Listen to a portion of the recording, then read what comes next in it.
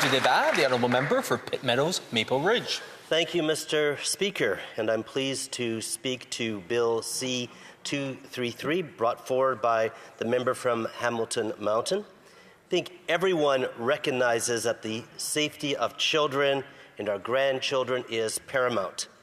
My wife and I have 4 beautiful granddaughters, and I can attest that their parents would do anything within their means to protect them from danger. And I know my wife and I would stand there with them. I think it is instinctive and natural to protect our young. You see it in the animal kingdom.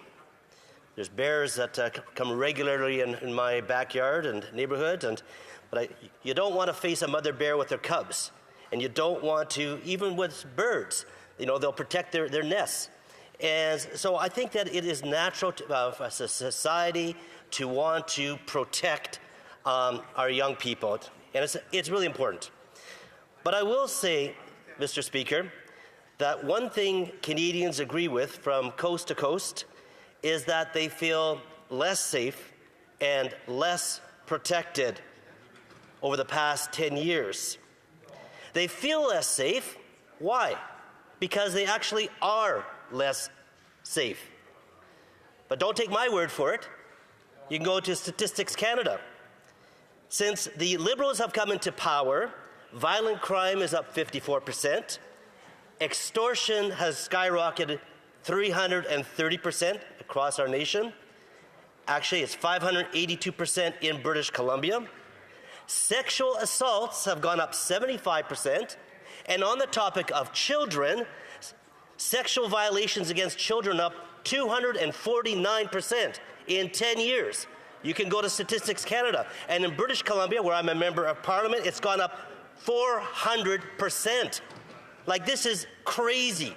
It's out of control. It's terrible. And there's no doubt that public safety under this government is a glaring failure.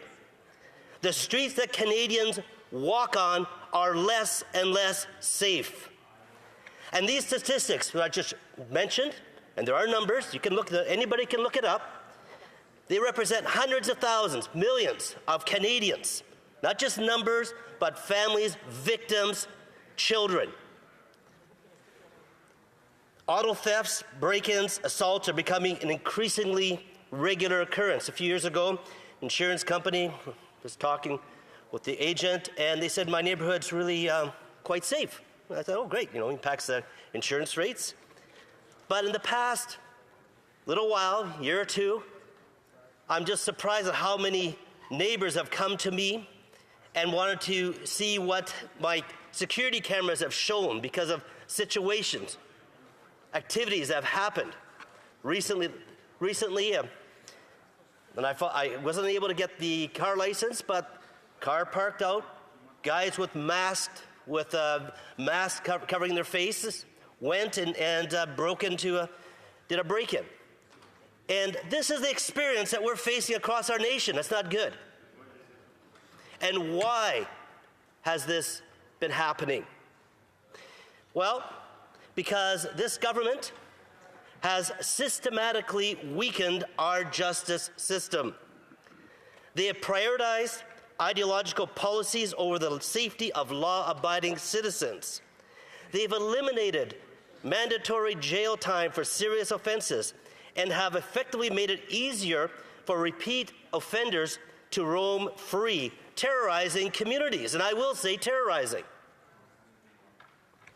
In Vancouver, the same 40 individuals were apprehended 5,000 times. 5,000 times in 1 year. And that's just for the crimes that they were caught for. I've talked with police officers who tell me how frustrated it is for them to arrest someone and then to see them out later the day or the next day out roaming the streets again. They've said, what's the use? And it's not their fault at all. They're doing their job. But the legislation has made it so that they have to release under the least onerous conditions. The reckless Liberal approach has left families feeling vulnerable in their own neighborhoods, unsure if their homes or their children are safe. The Liberals' approach to justice is not just misguided, it's dangerous. It puts the rights of criminals ahead of the victims and communities, eroding trust in the very institutions. Their bail, not jail policies have been like a bullhorn blasting out to offenders that consequences are optional. Go ahead and roam our streets. You want to steal, you want to do this, you want to do that, you want to be involved in crime. Well, you know what? It's a free-for-all. This is not the Canada that I knew growing up, and it's not the Canada it should be right now. Order. The Honourable Parliamentary Secretary on a point of order. Yes, Mr. Speaker, if the member wants to talk about the bail issue, there's Bill C-14. This is a private member's bill, and the members put in a great deal of effort and time. There's only 2 hours of debate. I'd ask them to be... Order. The Parliamentary Secretary knows there is broad latitude on consideration of legislation, and I know that the member will bring it back to the legislation at hand. I will call on the honourable member for Pitt Meadows Maple Ridge to resume his Yes, comments. Mr. Speaker. I'm speaking to Bill 233, which is on criminal justice. But I think we need to talk about criminal justice, what's happening in our streets. And this is important. You know what? And I'm not surprised, and I expect there'll be more points of orders right here. Why? Because it's very uncomfortable. It's uncomfortable. And it's not a personal thing. I know different members there, and I have a respect for them as individuals. But I'm talking about policies. I'm talking about direction that the Liberal government has brought our nation under, and it's not good. You know, when I was going door to door, talking to thousands of people, you know, I'd ask, hey, has criminal activity, how has crime, you know, how has crime been in the past 10 years? Where things are at? Better? And nobody has said that it's gotten better. It's gotten worse. And their policy is making it worse. So, Mr. Speaker, I want to just say, you know, I want to declare unequivocally my respect and admiration for our police forces. In my constituencies, in Maple Ridge, Pitt Meadows and Mission, it's the RCMP. They work hard, and they do the very best they can to protect our communities under the legal framework that they have. And all Canadians owe them a debt of gratitude. Mr. Speaker, in stark contrast to the Liberal record, the Conservative Party puts forward concrete and practical solutions that reflect the real needs of Canadians. We recently brought forward the jail not bail legislation that the Liberals voted against, even though police forces across the nation supported it. Last year, I brought forward Bill C-411, the Anti-Arson Act, bringing in strong consequences for torching our forests and bringing in mandatory minimums for those burning down places of worship, because it seems like it's a free-for-all now to burn down churches or other places of worship under the Liberals. Well over 100 churches, and actually when I did a OPQ, a question the government released, it was actually over 400 instances of places of worship that had experienced arson attacks.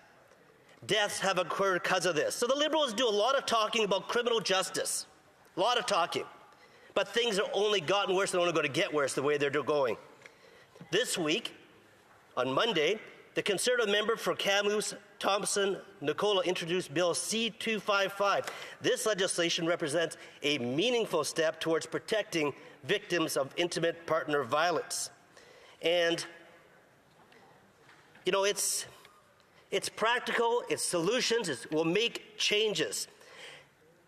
But the Liberal government, with its habitual obstruction, has stalled and blocked these common sense reforms, like the jail not bail initiative, showing that they prefer photo ops and hollow promises to real changes.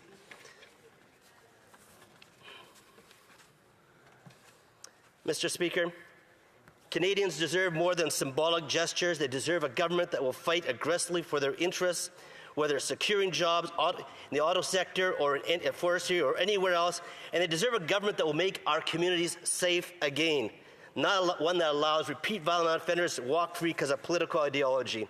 Conservatives will fight for Canada whose families can afford to live with hope and dignity, where they can feel safe in their communities, and where they can put the trust in their government to be on their side, not working against them. Thank you.